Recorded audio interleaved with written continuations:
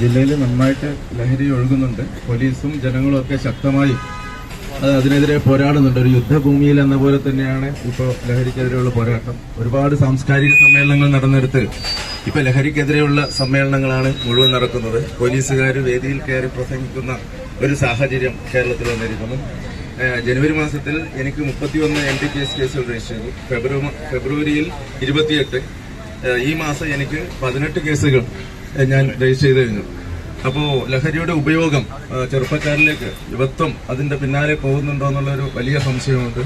അപ്പോൾ അതിനെ തിരിച്ചു പിടിച്ചു കൊണ്ടുവരാൻ എല്ലാ ശ്രമവും ഗവൺമെന്റ് തലത്തിലും പോലീസ്, തദ്ദേശ സ്വയംഭരണ സ്ഥാപനങ്ങൾ എല്ലാ വിഭാഗവും ഒത്തുചേർന്നുകൊണ്ട് ഒരു യുദ്ധം തന്നെ നടത്തുന്ന ഒരു സാഹചര്യം കാസർഗോഡ് ജില്ലയിൽ, പ്രത്യേകിച്ച് എന്റെ പോലീസ് സ്റ്റേഷനിൽ പരിധിയിൽ ഉണ്ട്.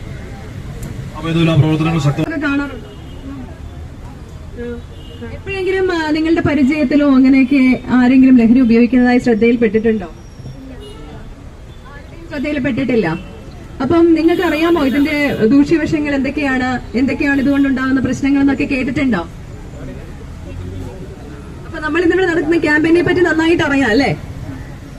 അപ്പം നിങ്ങളുടെ ഭാഗത്ത് നിന്ന് ഉറപ്പായിട്ടും ഈ സമൂഹത്തിന് വേണ്ടി നിങ്ങൾക്ക് ചെയ്യാൻ പറ്റുന്ന ഒന്നാണ് ലഹരിക്കെതിരായിട്ടുള്ള പോരാട്ടത്തിന്റെ ഭാഗമാവുക.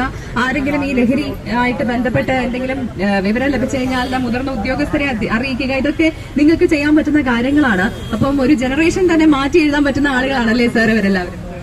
അവർക്ക് എന്തായാലും സ്റ്റുഡന്റ് പോലീസ് കേഡറ്റ്സ് വളരെ നല്ല രീതിയിൽ പ്രവർത്തിക്കുന്നുണ്ട്. അവർക്ക് എന്തായാലും ഓഫീസിൽ കിടക്കുന്ന അല്ലെങ്കിൽ സ്കൂളിൽ കിടക്കുന്ന കാര്യങ്ങളെല്ലാം കൃത്യമായിട്ട് അവലോകനം ചെയ്തിട്ട് ടീച്ചേഴ്സിനെ അറിയിക്കാൻ വേണ്ടി പറ്റും.